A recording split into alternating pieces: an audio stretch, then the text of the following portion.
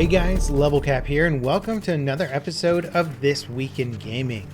Multiple news outlets are claiming that this year's Call of Duty title, Black Ops 4, will not include a traditional single-player campaign. Instead, it'll offer a Battle Royale mode.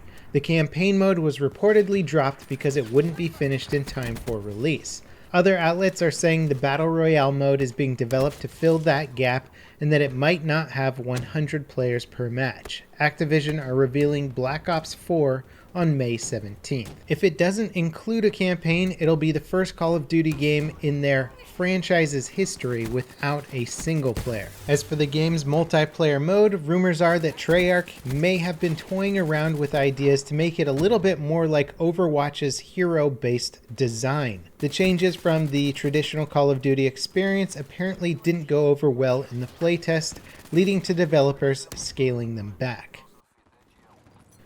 Back in February, an EA investor call indicated that this year's Battlefield title may include a Battle Royale mode. Now, a leak is suggesting that DICE are currently testing a Battle Royale mode featuring similar gameplay to Fortnite and PUBG.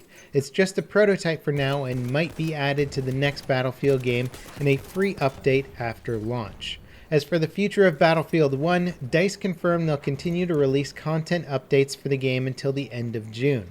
The most recent update unlocked the map Rupture for all players, a map that was previously tied behind the French-themed They Shall Not Pass DLC. Next month's update will include more maps from the same DLC being unlocked for everyone. In June, DICE are adding a new operations mode to Battlefield 1 called Shock Operations. They're 40-player, single-map operations that will be available to all players. The playable maps will include Giant's Shadow, Prise de Tahrir, Lupkow Pass, Zeebrugge, and River Somme. This is all hot on the heels of a big update for Incursions, the competitive mode for Battlefield 1, currently still in testing. It includes several tweaks and changes as well as new content. Currently, the player base for Incursions is very small on PC, so finding a match can be difficult. That said, it's worth checking out just to see what DICE are doing with the mode. There may not be a big demand for Incursions in Battlefield 1, but Battlefield 2018 could be a different story. PlayerUnknown's Battlegrounds is finally getting map selection, which means, that's right, you may never have to play Miramar again. Players have been requesting this feature since the desert map was added months ago. Some even went so far as to delete the desert map entirely from their PCs, forcing the game to only put them in Erangel matches. This was quickly patched by the devs, leaving players with no way to control what map they played on.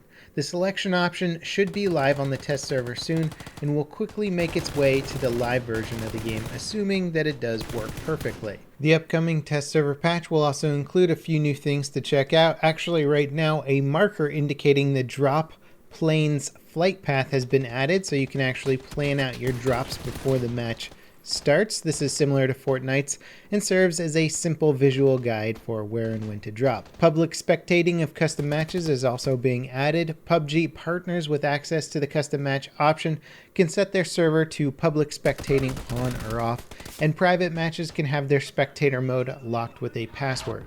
The update also adds a new crate with fresh skins for some weapons. A skin for the pan will be available for 5,000 battle points that can only be purchased once per account. As for PUBG's next map, Savage, an underground cave system is in the works for it. Players will be able to parachute directly into the cave via a massive hole in the top of it. It will have multiple exits. The developers also confirmed that Savage is getting some exclusive weapons and themed vehicles like Desert Map has with the Win 94 and the Bronco.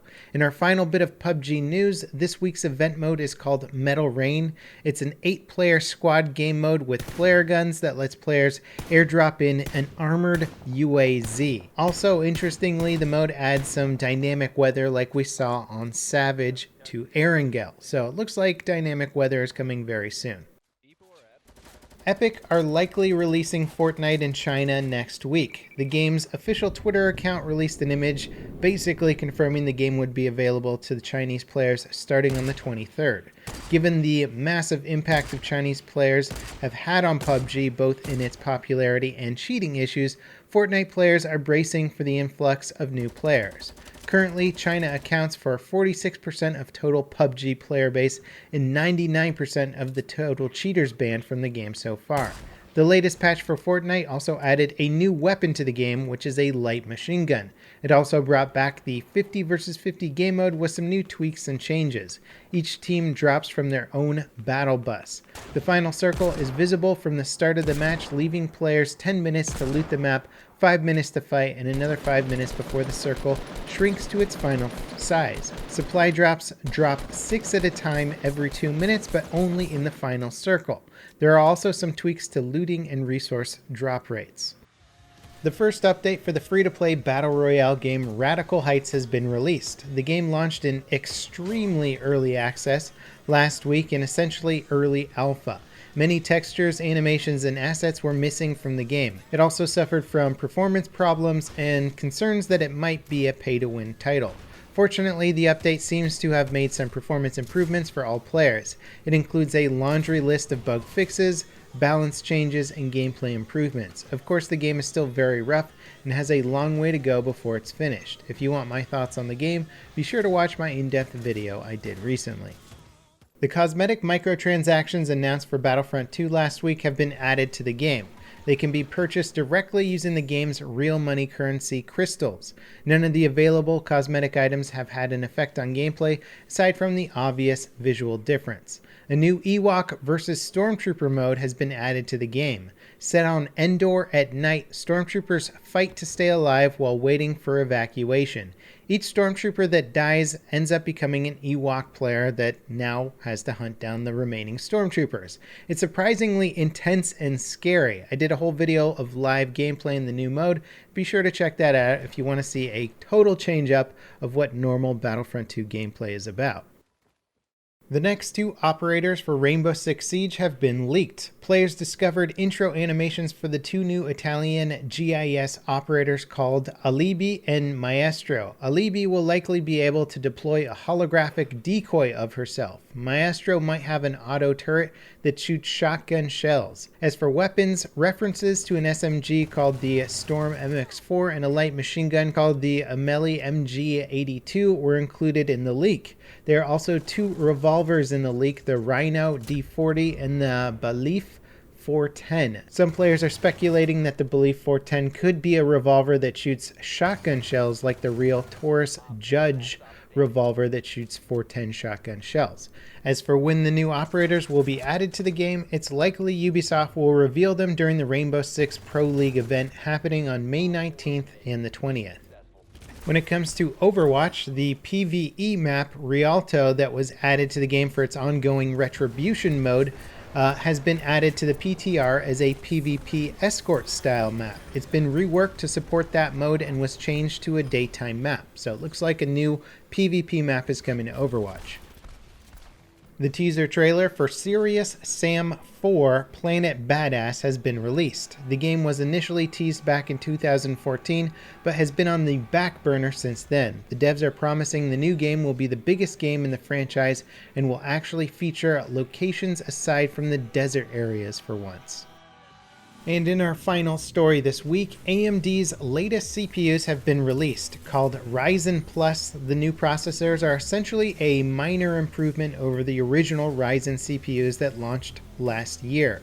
That said, the improvements are very welcome. The new CPUs have slightly higher clock speeds, come in at lower prices than the last gen ones, and support the new X470 platform. It offers better RAM compatibility, Precision Boost 2 for better automatic clock rate control, and offers much better stability than the previous platform, the X370. Overall, the Ryzen Plus is a good update to the Ryzen line that doesn't make the previous gen CPUs obsolete. Probably the most exciting point though is that Ryzen Plus CPUs are compatible with the previous generation motherboards, assuming they get an official BIOS update from the manufacturer. Anyway, that wraps it up for today's episode of This Week in Gaming. As always guys, thanks for watching. Let me know what you thought the most interesting stories were in the comments section, and I'll see you next time. This is Level Cap signing off.